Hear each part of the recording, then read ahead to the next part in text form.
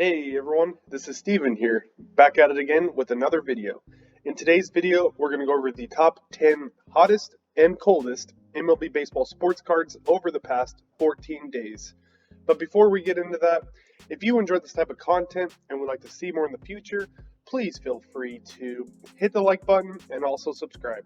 So now that we got all that out of the way, we can get into the actual video here. I did want to say that I hope everyone is having a great Saturday and weekend so far. In today's video, we're going to be taking a look at the top 10 hottest and coldest MLB baseball sports cards over the past 2 weeks.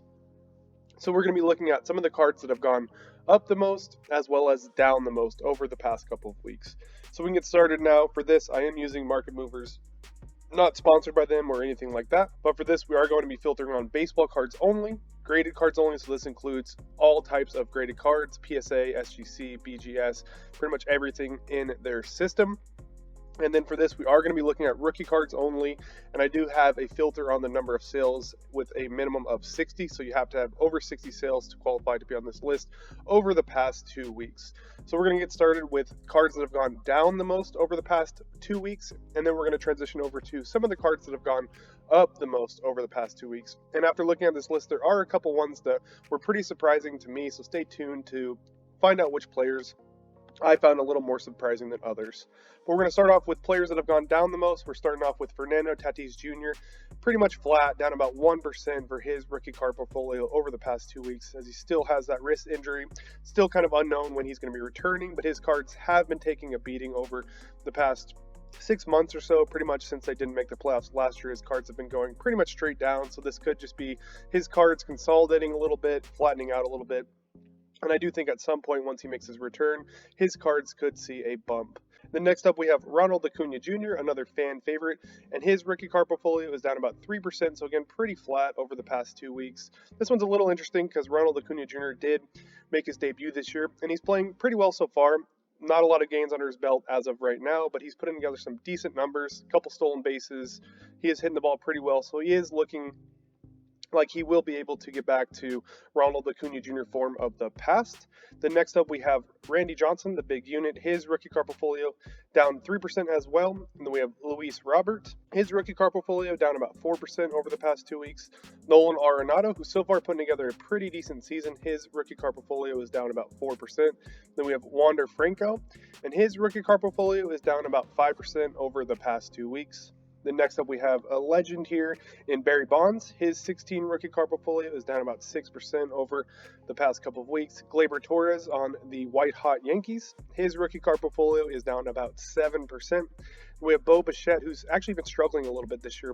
His rookie card portfolio is down about 7%. And the Blue Jays, they're having a pretty decent season so far, but they're not really living up to the high expectations that a lot of analysts and other people had on them from the start of the season. I want to say they're a couple games above 500, which is still pretty good at the start of the season, but not really living up to the higher expectations that a lot of people had on them prior to the season starting. And then we have Juan Soto. It looks like his cards are finally starting to cool off a bit.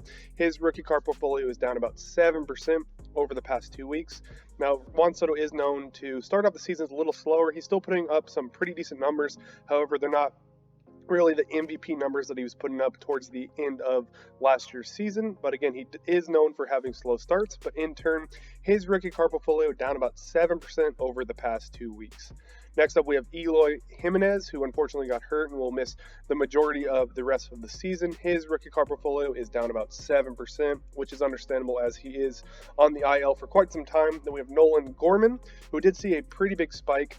His cards were actually big winners on my list a couple weeks ago, but his cards looks like they're starting to cool off now. His rookie card portfolio down about 8%, but again, that just could be because over the past couple weeks, his cards probably went up too much too fast, and now they're just cooling off, taking a little breather. Then we have Ricky Henderson, his rookie card portfolio down about 8%, another legend there. Cody Bellinger, his rookie card portfolio down 8% as well. Then we have Derek Jeter, another legend, the captain there, down about 10%. Then we have Vladimir Guerrero Jr., who's putting up some pretty solid numbers as well on the Blue Jays. His rookie card portfolio down about 11%. Some of this could have to do with the fact that, similar to Bo Bichette, the Blue Jays are not really putting up the season that a lot of people expected, even though it is really early and they have a lot of potential, a lot of games left to live up to those expectations. But as of right now, his rookie card portfolio down about 11%. Then we have Joe Adele. who at one point was a very highly touted prospect. His rookie card portfolio down about 13%. Randy Arozareno on the Tampa Bay Rays down about 15%. Ozzy Albies, who's off to a pretty slow start this year compared to some of the seasons he's had in the past, but his rookie card portfolio down about 17%. Now this is the one that I found the most interesting, and that's Alec Baum.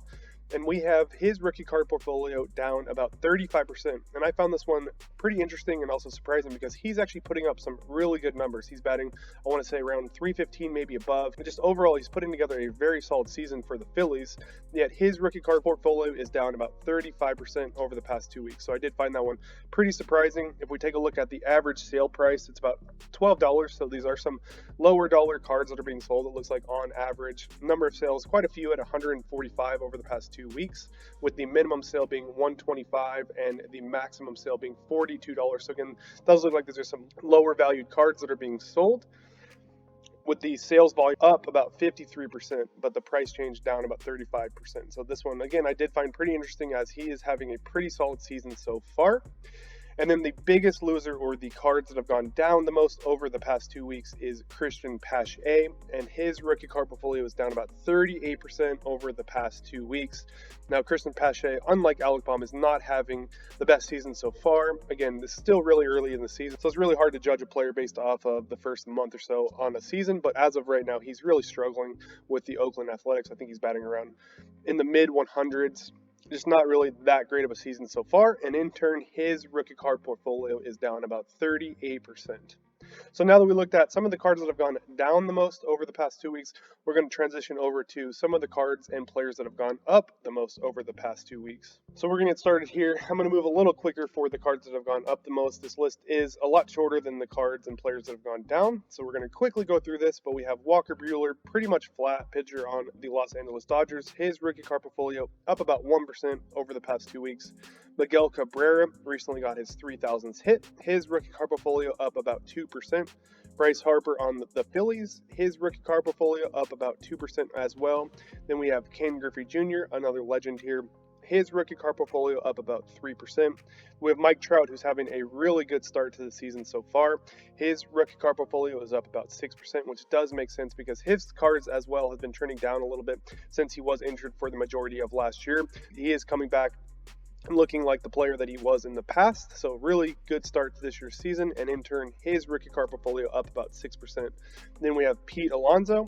He's seen about a 6% increase in his rookie card portfolio. Then we have Manny Machado, who's putting together a very good year so far on the Padres. His card portfolio is up about 7%, which does make sense considering how well he's hitting the ball and playing so far. Chipper Jones.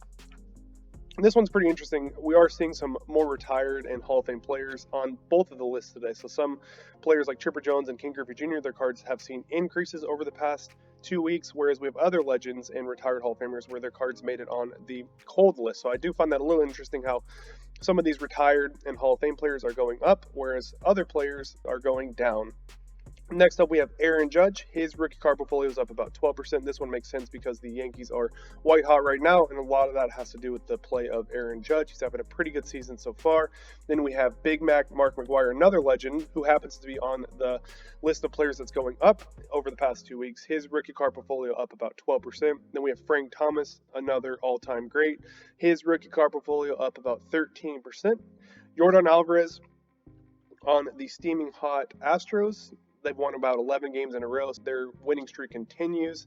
Looks like his rookie card portfolio is up about 16%. Now, he's a player that's been pretty much criminally undervalued for quite some time now. Just looking at some of his stats and some of the hitting numbers he's been able to put up at such a young age. The knock on him, well, I guess a couple knocks on Yordan Alvarez is one, he plays for the Houston Astros, which is not the most collectible organization out there with the cheating scandal. And the second thing is he is primarily a DH. He does play a little bit of outfield, but I do think that really impacts his card prices.